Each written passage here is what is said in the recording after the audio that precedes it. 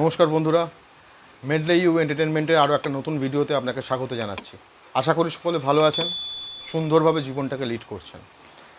আজকে যে ভিডিওটা নিয়ে আমি এসেছি বা যে টপিকটা নিয়ে এসেছি সেটা আমি এর আগেও নিয়ে এসেছিলাম, E20 ভার্সেস নর্মাল পেট্রোল বা 100% পেট্রোল।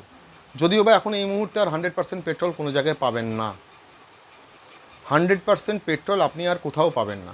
যাই হোক, তো এই মুহূর্তে পাবেন না, জানি না ভবিষ্যতে কী হতে চলেছে। তো আজকে আমি এই টপিকটা নিয়ে আসার কারণ হচ্ছে আমার ভিডিওতে একটু যদি দেখেন সেক্ষেত্রে দেখবেন আমি যেটা আমি আগের যে ভিডিওটা বানিয়েছি আমি পড়াশোনা করে লেখাপড়া করে ইথানল সম্পর্কে বা E20 পেট্রোল সম্পর্কে জেনে বুঝে তারপর আমি ভিডিওটা টপিকটা এনেছিলাম এবং বানিয়েছিলাম। তো সেখানে দাঁড়িয়ে আমি অনেক কিছুই বলেছিলাম এবং প্র্যাকটিক্যাল কিছু অভিজ্ঞতা আপনাকে শেয়ার করব আজকে।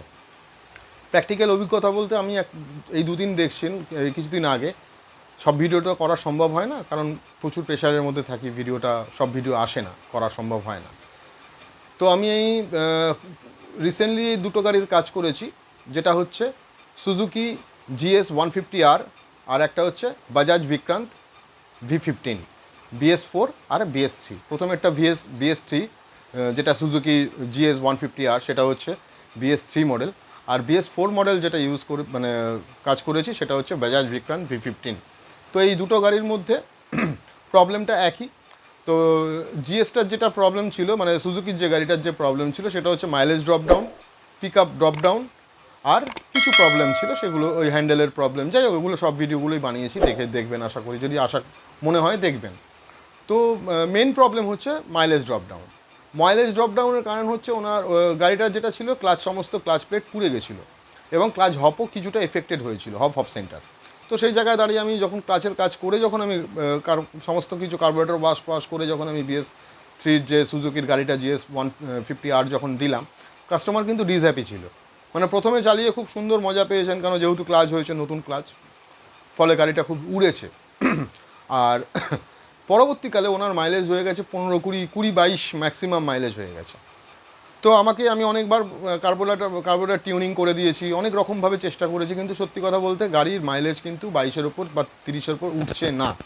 কারণটা এবারে আপনাকে এক্সপ্লেন করব। ঠিক BS4-এর যে বাজাজ বিক্রান্ত আর V15টা রয়েছে, সেম একই প্রবলেম। আমি কার্বোরেটরের ওখানে এয়ার নাট বা এয়ার জেট খুলতে পারিনি, দেখতে পাবেন ওই কার্বোরেটরটা যখন আমি ওয়াশ করছি, কিন্তু মেন জেট খুলে ওয়াশ হয়েছে।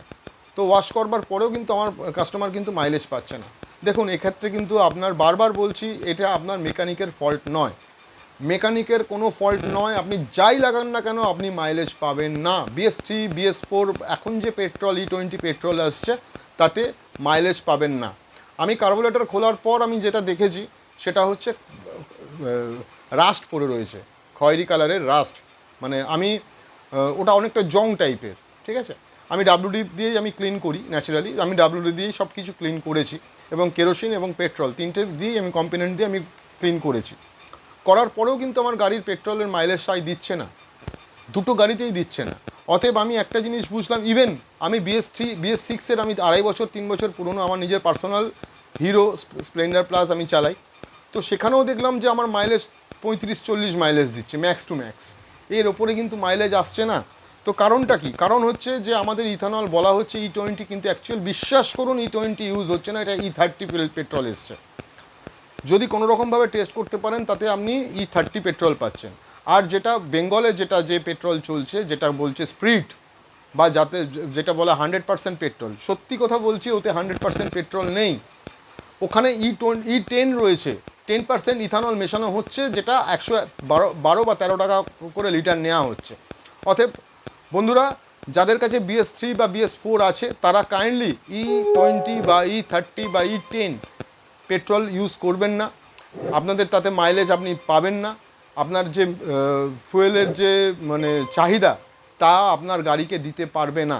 আপনার গাড়িতে যত স্পিড তুলবেন, আপনি যদি ইকোনমিক্যালি 40-50-র মধ্যে রাখতে চান সেক্ষেত্রে, বা 60-র মধ্যে রাখতে চান, কোনো গাড়ি 30ও আছে, 30 থেকে 50 স্কুটির ক্ষেত্রে মেনলি, আপনি কিন্তু মাইলেজ পাবেন না।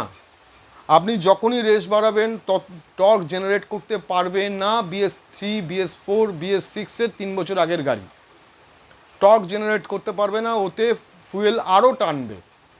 যত ফুয়েল টানবে ইসিইউ যত পরিমাণ ফুয়েল দেবে তত পরিমাণ কিন্তু আপনার মাইলেজ পাবেন না। অতএব আমি একটাই কথা বলবো, যারা যারা আমরা বেঙ্গল লোকেশনে থাকেন তারা প্লিজ কাইন্ডলি E20 বা E30 পেট্রোলের দিকে ঝুঁকবেন না। 106 টাকা 53 পয়সা লিটারের মাইলেজ পেট্রোল ইউজ করবেন না, একটু দামি ব্যবহার করুন। 111 বা 113 টাকার পেট্রোলটা যেটা স্পিড বলে বিক্রি হচ্ছে সেটা ইউজ করুন। আশা করি মাইলেজটা হয়তো 60-70 না পান, 50-55 মাইলেজ পাবেন। কারণ আমাদের বলা হচ্ছে একটা, হচ্ছে আর একটা।